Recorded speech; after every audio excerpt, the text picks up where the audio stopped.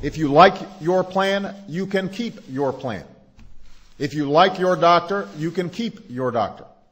But I don't think we're going to be able to eliminate employer coverage immediately. There's going to be potentially some transition process. I can envision a decade out or 15 years. So this bill is not only about the health security of America, it's about jobs.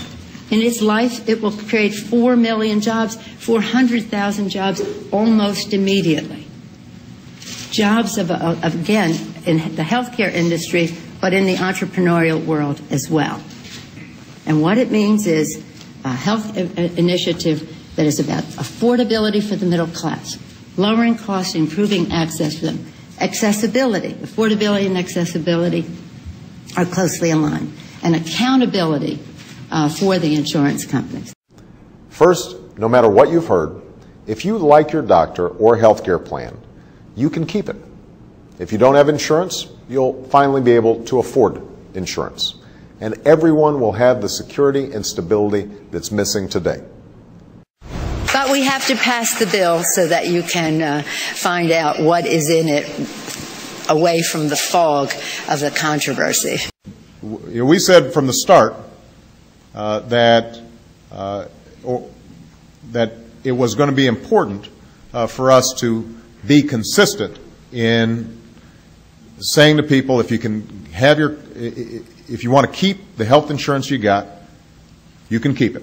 That you're not going to have anybody getting in between you and your doctor in your decision making. And I think that some of the provisions that got snuck in might have violated that pledge.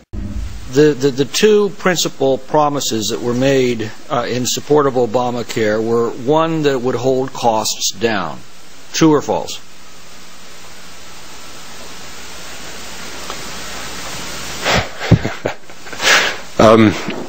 I would say false. Okay.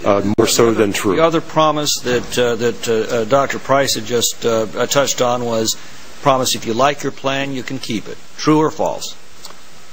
Not true in all cases.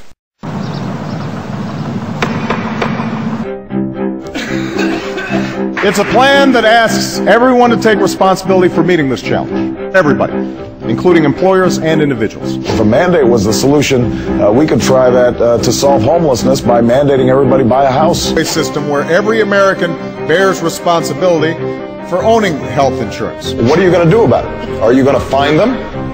Are you going to garnish their wages? Some of the reforms that we want for the insurance market are very hard to achieve unless we've got everybody covered. We don't want to put in a situation in which on the front end we are mandating them, we are forcing them to purchase insurance, and if the subsidies are inadequate, the burden is on them and they will be penalized. We can't control costs unless everyone is covered. Hillary Clinton's attacking, but what's she not telling you about her health care plan? It forces everyone to buy insurance, even if you can't afford it, and you pay a penalty if you don't. But you don't have an individual mandate, then what would everybody do? If the government does not force taxpayers to buy health care, that we will penalize them in some fashion. I disagree with that. We do have a philosophical difference. What do you think of that idea?